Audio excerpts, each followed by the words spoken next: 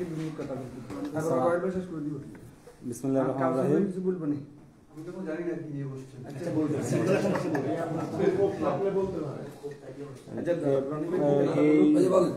আমি শুরুতে পুরো প্রোগ্রামের শুরু থেকে লাস্ট পর্যন্ত সকলকে যে যারা শ্রম দিয়েছে বিনা স্বার্থে সকলকে ধন্যবাদ জানিয়ে এই অনুষ্ঠানে সাফল্য হওয়ার পিছনে সকল যাদের অবদান রয়েছে সকলকে ধন্যবাদ জানিয়ে শুরু করছি।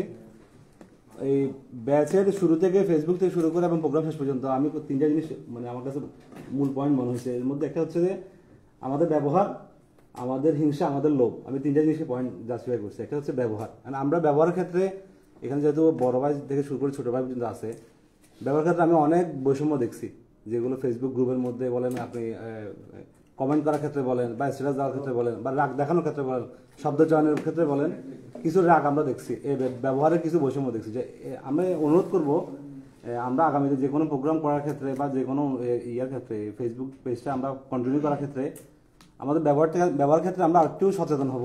জুনিয়র, সিনিয়র, বড় ভাই বা আমি কমেন্টটা করলে এটার রেজাল্ট কী আসবে এগুলো একটু সচেতন হব। আর ব্যবহারের ব্যাপারটা যদি সবাই একটু সচেতন হয় তাহলে আমি মনে করি আমাদের মধ্যে আর এই ব্যাচ ভিত্তিক যে দ্বন্দ্বটা আছে এটা থাকবে না।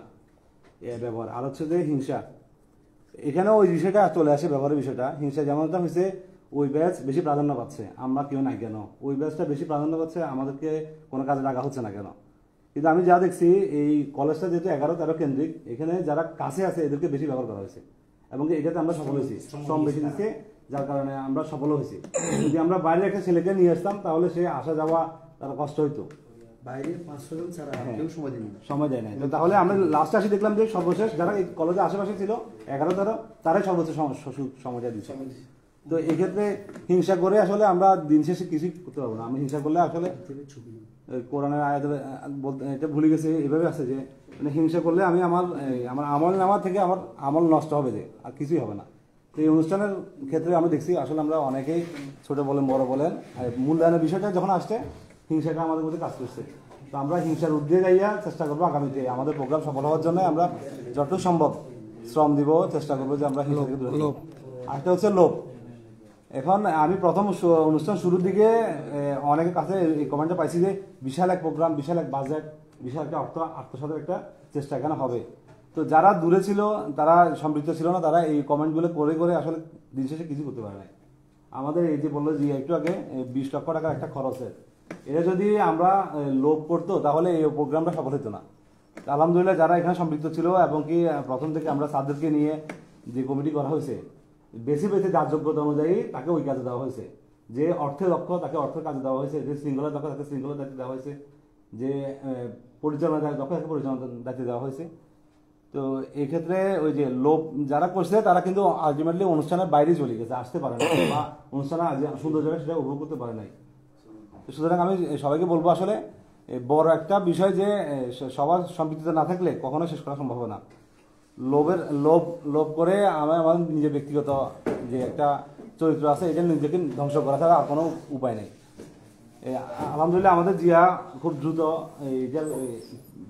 অর্থের যে বিষয়টা এটা উপস্থাপন করলে আর মানুষের মধ্যে যে একটা যে হিউম্যান ঘুরতেছে, যে বিশাল অ্যামাউন্ট কালেকশন হয়েছে, খরচ হয়েছে, এটা খুব দ্রুত কেটে যাবে।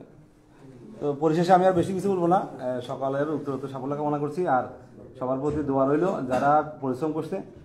মূল্যায়নের বিষয়টা না তাকাই আমরা আগামীতে এই প্রাক্তন পরিষদ যে অনুষ্ঠানটা করছে এখানে শেষ না, আমাদের কিন্তু সামনে আগামী নতুন বছর 2025 সালে কিছু লক্ষ্যমাত্রা আছে। আমি এগুলো নিয়ে পরবর্তী সাহিত্য সাথে আলোচনা করব। বিষয় হচ্ছে আমাদের সামনে ভর্তি পরীক্ষা আসতেছে 2025-এর প্রথম দিকে, প্রথম জানুয়ারি, ফেব্রুয়ারি, মার্চ। তো আমরা এই প্রাক্তন পরিষদ অনার্সের যে ইন্টার অনার্সের ভর্তি পরীক্ষায় ছাত্রদের কীভাবে হেল্প করতে পারি বিভিন্ন বিভাগীয় ইউনিভার্সিটিগুলোতে, এই বিষয়গুলো নিয়ে আমাদের প্রাক্তন পরিষদ কাজ করবে।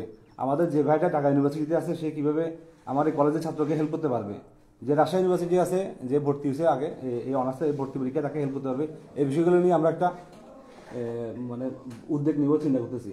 তো যদি এটাতে রয়্যাল ভাইও আছে প্লাস শাহিদ ভাই আছে, সবাইকে মিলে আমরা চিন্তা করবো এই কাজে আমরা একটু আগামী সময়টাকে ব্যয় করবো। এই বলে আমি আমার বক্তব্য শেষ করছি। ধন্যবাদ। আচ্ছা, হ্যাঁ, কাউসার থেকে নেব লাস্ট।